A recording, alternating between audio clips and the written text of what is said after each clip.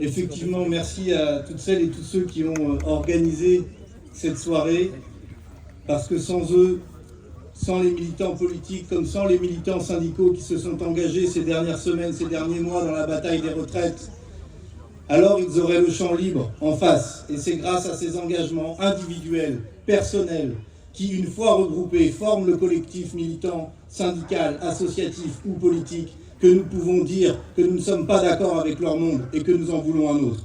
Gloire aux militants, engagez-vous, vous aussi si vous ne le faites pas déjà, n'hésitez pas, il doit y avoir des feuilles de contact partout si vous le souhaitez. Merci à François de nous faire l'amitié d'être là, à Saint-Nazaire. On a commencé sa maritimisation tout à l'heure au large du Croisic, sur le Seine-Brève. Alors il voulait faire la blague, mais je l'ai lui expliqué, il paraît qu'il est en classe bleue à Saint-Nazaire. Et donc nous lui souhaitons de bien continuer. Évidemment, quand François nous a dit qu'il était d'accord pour être là et qu'on voulait faire un apéro populaire, on a cherché le thème de la soirée. Et il nous est apparu évident que ce soit la dignité, pour une vie digne. Car je crois qu'au-delà même de son mandat ou de notre mandat, c'est la question de la dignité du travail, la dignité des gilets jaunes, la dignité des femmes qu'il a mis à l'honneur de ses films, et ça nous paraît être si important au moment où on voudrait nous faire croire qu'il est important d'être milliardaire ou de rencontrer Elon Musk. Eh bien non, nous défendons une autre importance, une importance plus importante, si je puis dire, celle de la dignité du travail et des travailleurs. Et des travailleuses. Et puis, merci à ce groupe de musique qui a ouvert la soirée et qui la conclura tout à l'heure. Oui, vous pouvez les applaudir parce qu'ils le méritent.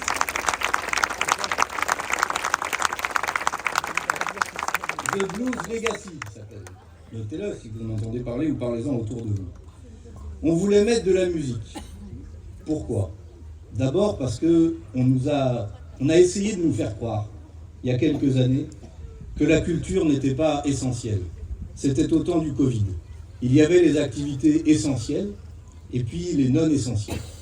Et parmi les non essentielles, il y avait la culture, il y avait les salles de spectacle, il y avait toute cette créativité, tous ces arts dont quelqu'un a un jour estimé qu'ils n'étaient pas essentiels à la vie. Si l'art, la culture, la création, la poésie sont essentiels à la vie, ils sont essentiels pour le droit au bonheur, qui est la raison d'être de l'être humain.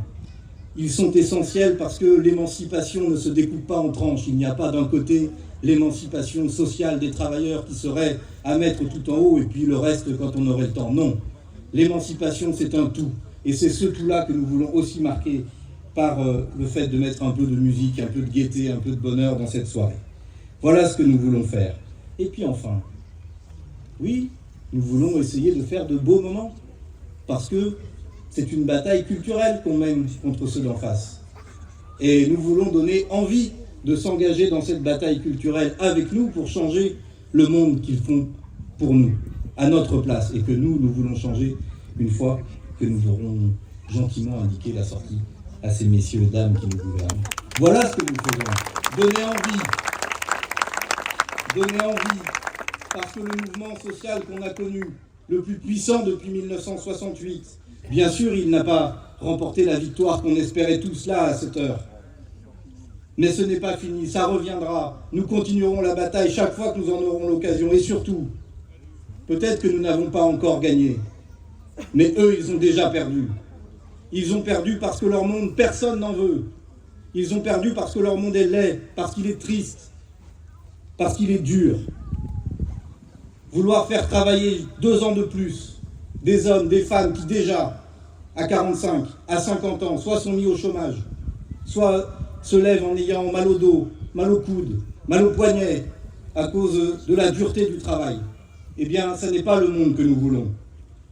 Leur monde est laid quand on voit qu'on apprend que les glaces du Groenland pourraient avoir définitivement et totalement fondu avant la fin de ce siècle. Leur monde est laid quand tant de gens, malgré leur travail quand ils en ont un, n'arrivent pas à vivre, doivent se priver d'un repas pour nourrir leurs enfants. Nous n'acceptons pas cette société. Nous n'acceptons pas de vivre dans cette société-là, dans celle qu'ils font.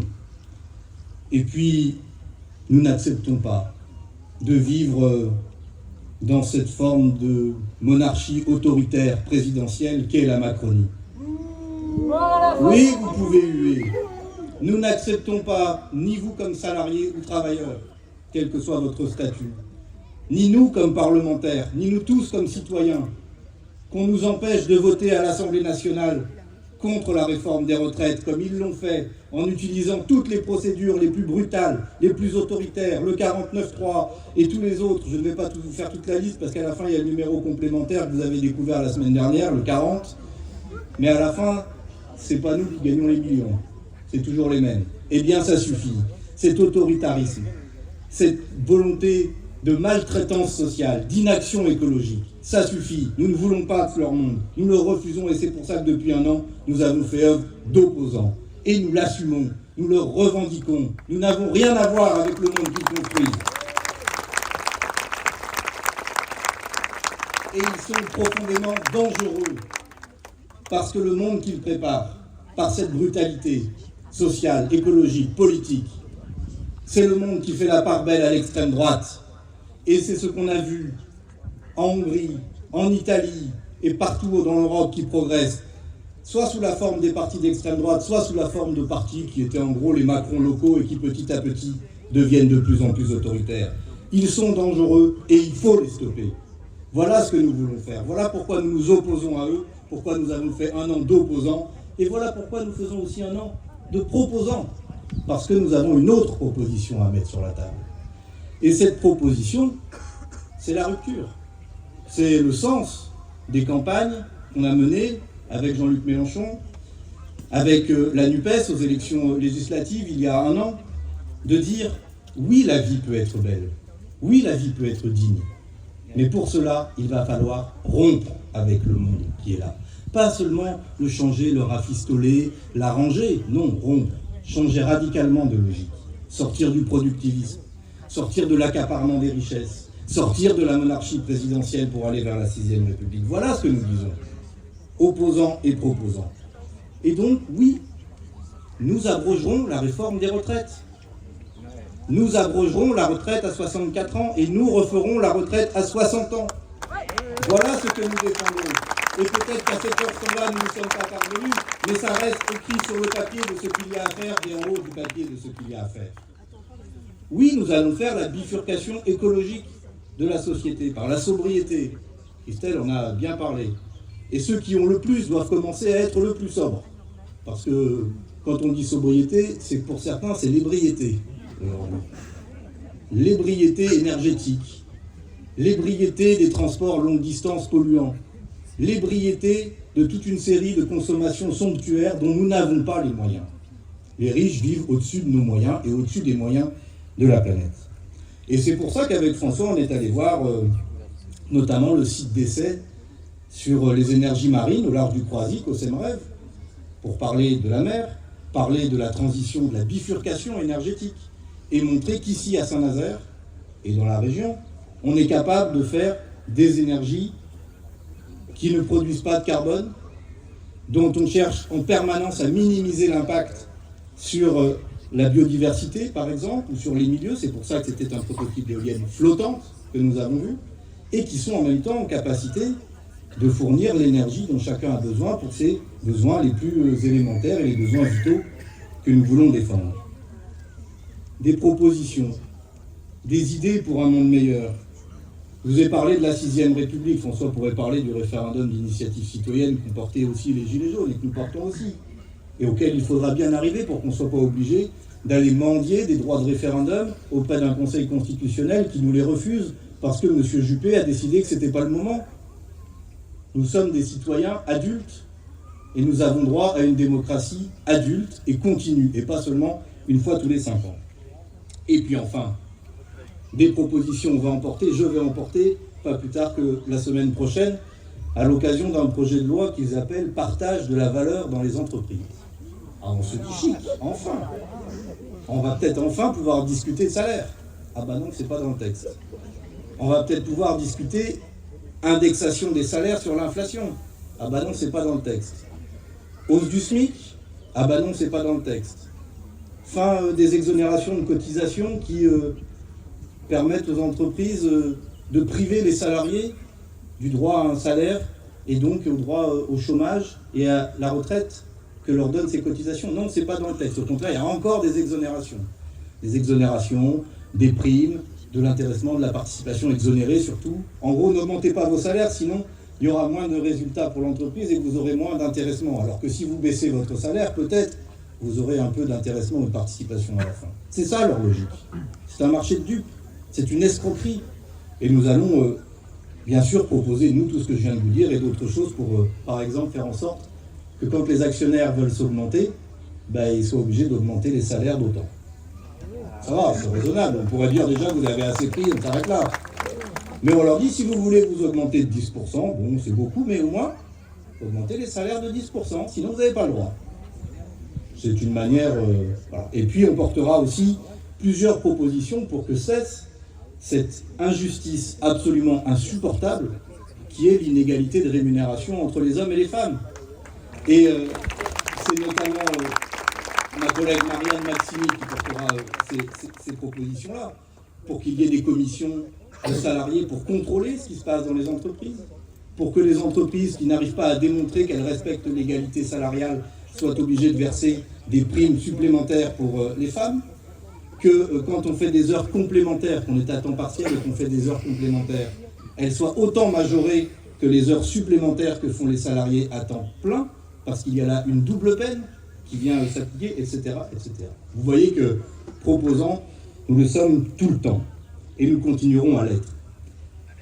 Nous continuerons à l'être parce que moi je suis profondément convaincu d'une chose, et je vous l'ai déjà un peu dit, c'est que demain est à nous. Leur monde ne fait pas envie. Bien sûr, tout le monde n'est pas encore convaincu de ce que nous proposons. Mais nous voyons ces élèves ingénieurs qui disent qu'ils ne veulent plus travailler comme ça. Nous voyons ces salariés qui se mobilisent sur les retraites. Nous voyons ces militants qui viennent défendre le bien commun qu'est l'eau en disant « nous ne voulons pas continuer dans cette folie ». Et donc, nous avons, nous, la possibilité, la responsabilité de faire grandir cette envie d'un autre monde qui est toujours possible. C'est faire grandir l'insoumission, c'est faire grandir l'Union populaire, c'est faire grandir la NUPES pour que tous ceux qui s'y retrouvent puissent y être. Voilà ce que nous faisons, et voilà pourquoi c'est important que François soit là aussi. Parce que on nous parle, alors tout à l'heure, on a vu un journaliste, une journaliste, alors lui, il parle de 2027, moi il commence à me parler de 2026, on ne sait même pas pourquoi. On est en 2023, c'est ça qui compte. C'est le mouvement qui vient d'avoir lieu. Et c'est comment on fait en sorte que l'énergie qui s'est mobilisée, elle continue, elle prospère. Et si vous voulez parler d'un peu plus tard, alors parlons déjà au moins de 2024 et comment on fait pour que la NUPES, tout ensemble, soit dans un an la vainqueur des élections européennes, qu'au soir des élections européennes dans un an, ce soit nous qui soyons devant et pas ni Macron ni Le Pen. Et qu'alors la question qui soit posée, c'est pas comment on peut empêcher Le Pen de gagner, c'est comment les autres pourraient empêcher la NUPES de gagner l'élection présidentielle et les législatives qui viennent. Voilà l'ambition qui est la nôtre. Voilà ce que nous voulons faire. Gagner pour transformer, gagner pour bifurquer, être opposant, proposant et demain gouvernant. C'est ça la feuille de route qui est la nôtre. Et comme j'ai déjà été trop long, je laisse la parole à François Ruffin. Merci à vous.